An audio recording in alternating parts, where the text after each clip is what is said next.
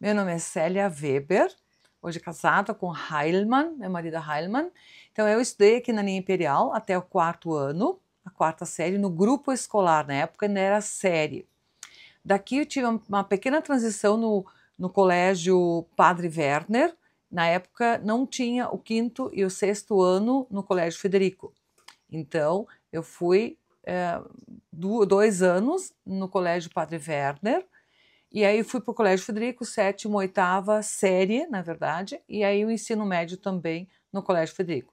A partir dali, eu já tive alemão desde o 7º ano, com a dona Elinor Ullmann, e de lá, então, eu prossegui no ensino médio de uma professora muito bacana, foi estagiária na época, a Elisa Michaelsen, foi minha professora, e ela continuou depois do estágio como professora, né? E ali que, na verdade, me encantei pela língua alemã e fui fazer, na verdade, foi a professora que me levou para o Spiegelberg, que é o Morro do Espelho, onde funcionava a língua alemã como extensão da Unicinos. Mas 2 anos depois, nós já fomos para as salas da própria Unicinos. Sim. Então, eu estudei na Unicinos, fiz licenciatura plena na Unicinos.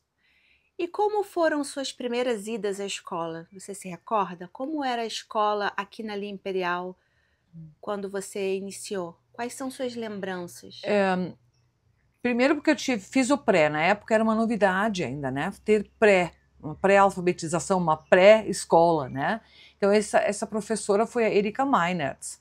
Ela teve um ano interagindo com a gente e eu já estive numa sala, vamos dizer assim, eu fui contemplada porque tinha poucos alunos, então eu pude já ir avançando, né? Então também fui para o 1º ano avançada, assim. Daí tive 4 anos com a professora Maria Helena Werle. Ela foi minha professora desde o 1º ano até o 4º ano. Tínhamos poucas professoras aqui. A melhor assim, lembrança que a gente tem é que nós éramos um grupo muito de comunidade. A professora era daqui, as 2 professoras eram daqui. Então tudo era muito nós visitarmos, nós como colegas, nós sentávamos aquelas cadeiras não, bancos, né? Que tinha para 2 alunos e que, me lembro muito bem, né? Nosso encosto era a classe do colega, então a gente tinha que ficar bem quietinho, porque se mexesse muito, né, daí ia cair o lápis, essas coisas assim, né? Mas foram momentos muito bons, nós éramos em torno de 14 ou 15 alunos, não me recordo muito bem.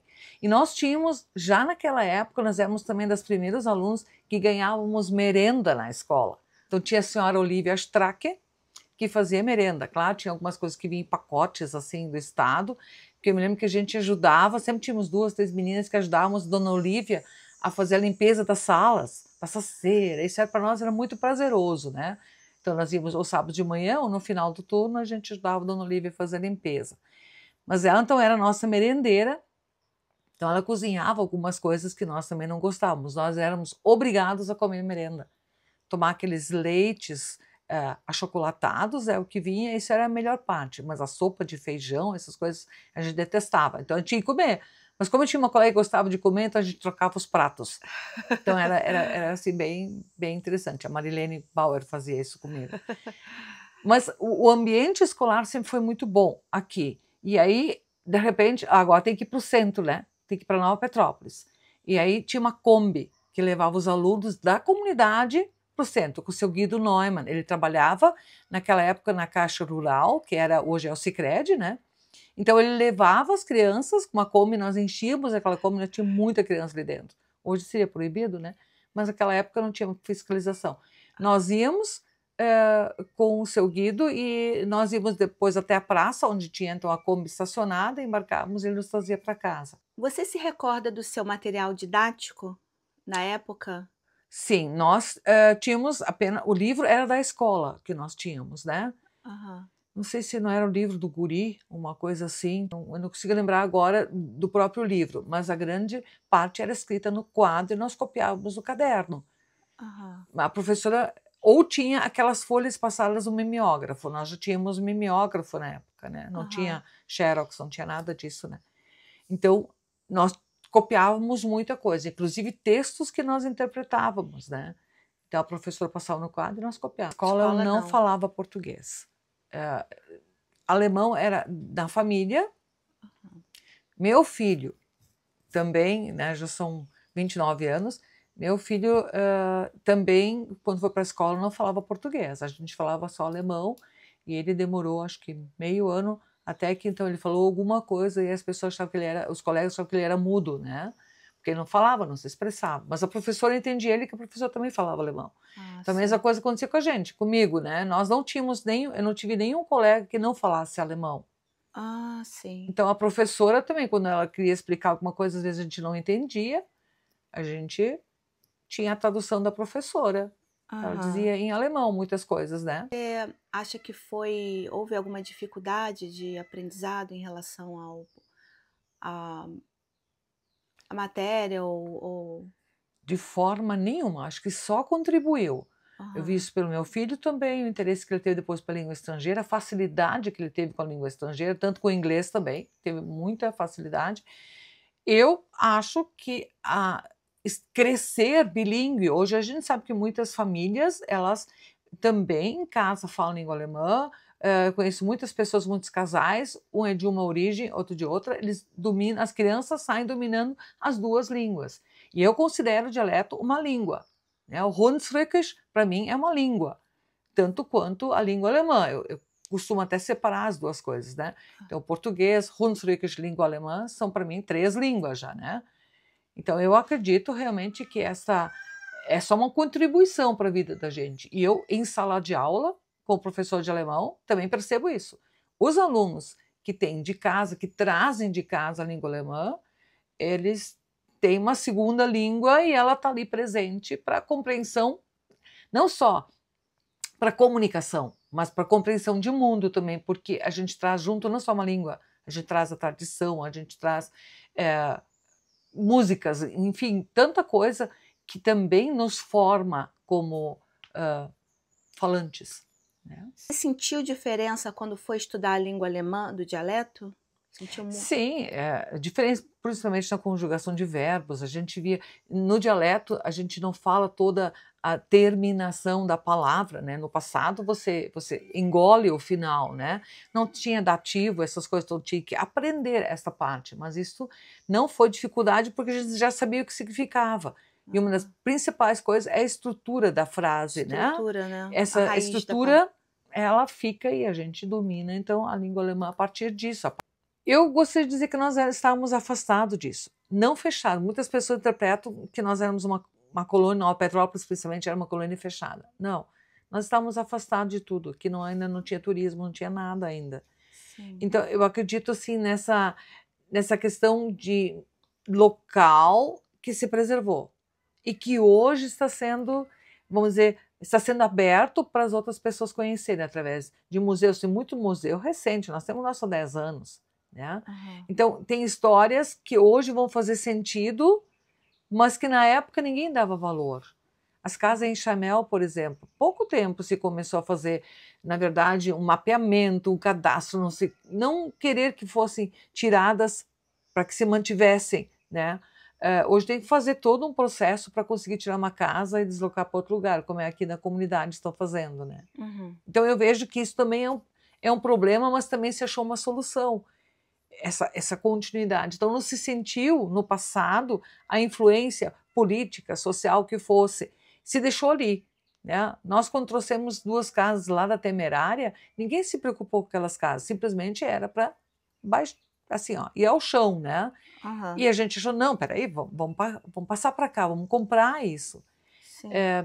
Eu acho que muito essa identidade de esquecer um pouco o alemão é também pelas mágoas que tinha do passado. Muitos tiveram isso. Muitas pessoas não falavam da Alemanha antigamente. Meu tio sempre dizia que o tataravô, ele não falava muita coisa de Wibbelsheim, lá da Alemanha onde ele saiu, porque houve muita mágoa, porque quando eles chegaram aqui, eles não encontraram o que foi prometido.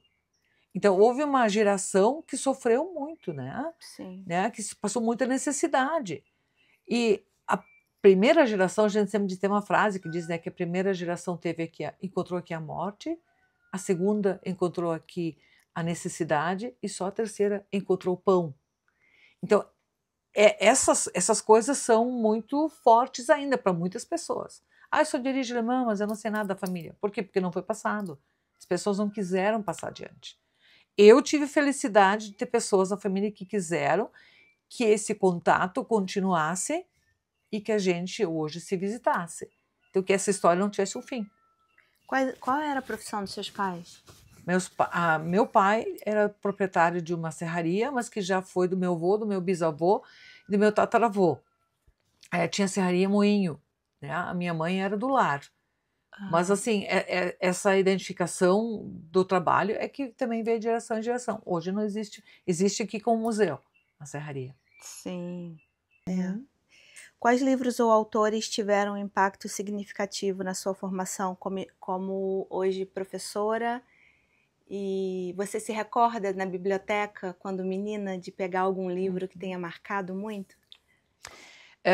Os livros gaúchos, de autores gaúchos. Por exemplo, eu fui sempre fã, li todos os livros do Érico Veríssimo, né? Eu me lembro, como menina muito nova, eu li Ana Terra. Ana Terra me impressionou muito por toda essa cultura gaúcha, assim, mas também pelo sofrimento da mulher gaúcha, né? Então, este livro me marcou. E sempre depois, como professora, é um dos primeiros livros que, 8º, 9º ano, assim, eu recomendava para eles. Leiam Ana Terra, vocês vão gostar tanto. Então, Érico Veríssimo sempre foi meu autor preferido, e Mário Quintana, meu autor preferido como poeta. Em muitas, eu também escrevo peças, né? Eu tenho Natal Cooperativo, que foi durante 13 anos, eu escrevia sempre as peças. Em muitos momentos eu inseri pensamentos, versos do Mário Quintana. Eu gosto muito de citá-lo, porque ele realmente é, para mim, a tradução do sentimento daquilo que se tem no dia a dia. Ele, para mim, é o melhor poeta. Claro que tem também os poetas alemães, Goethe, Schiller, né, que também a gente tem que ler, mas a gente também acaba gostando, né? Erich Fried, sou apaixonada por Erich Fried, que é outro autor também alemão. Mas, assim, daqui, nosso, são sempre os gaúchos. Eu sempre faço questão de dizer que o Érico e o Mário são meus xodós. Como as influências culturais locais, tradições, idiomas e essa questão da imigração, né, da descendência, na Serra Gaúcha moldaram sua visão de mundo e sua licenciatura? Em primeiro lugar, eu acho que quando eu fui a primeira vez para a Alemanha, eu senti que essa tradição, que eu era pertencente a isso, né? Fiz muitos intercâmbios com alunos para lá, fui mais de 20 vezes para a Alemanha, levando alunos, fazendo cursos, formação lá.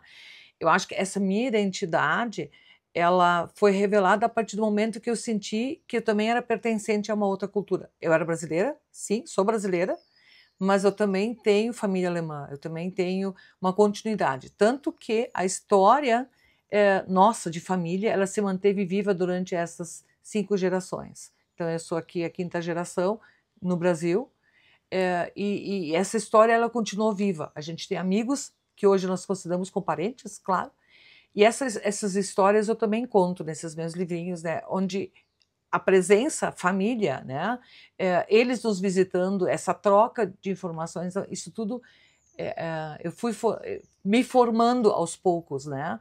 Então, estar na Alemanha, ter uma formação lá, diversas formações que eu tive, só me mostrou que eu era pertencente àquela cultura.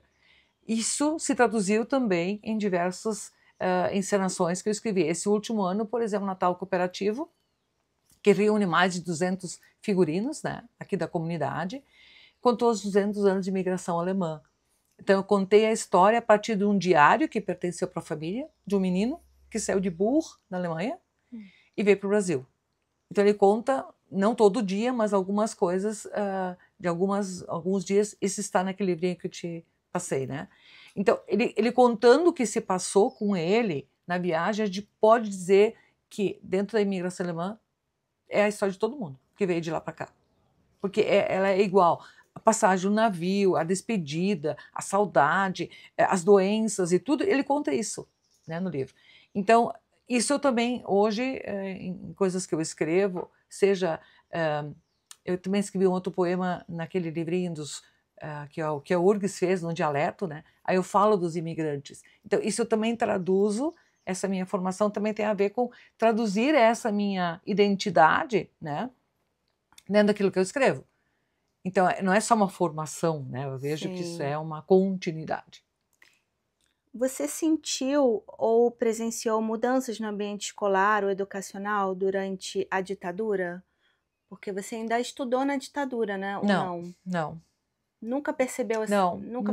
nada se percebeu. Em Aham, momento algum, a gente era, por exemplo, reprimido por alguma coisa. Eu nunca fui reprimida por ser de origem alemã ou coisa assim. aham. Nem em sala de aula a gente não era. Eu era da época do moral e cívica, essas coisas assim. Sim. A tendência era bem politizar, sim, né? O SPB a gente tinha, mas O nada, SPB. nada imposto. Nada imposto, era bem Ou tranquilo. rigoroso, ou... Não. A Hum, única coisa que a gente cumpria eram os normas da escola, né? sim. Mas não tinha nada ali. Nunca senti a presença de uma ditadura, alguma coisa Na nesse sentido, escola. na escola. Não, nenhum momento. Com relação à comunidade da Serra Gaúcha, com os eventos políticos nacionais, como foi essa relação? Então você não sentiu enquanto criança em nenhum Não. momento? Nem como jovem, acho que nem assim como adulta também. A gente nunca sentiu nada em Uhum. relação a isso, né? Muito obrigada por me receber aqui na sua casa e foi um prazer lhe ouvir. Você é uma mulher incrível Disponha. Obrigada a e você. me inspira muito conversar com uma prof e uma mulher tão consciente, né, de onde vem. Uhum. Tão, tão, Que bom. tão bonito lhe ouvir falar. Muito obrigada, sim? Disponha. Estamos sempre abertos a conversar.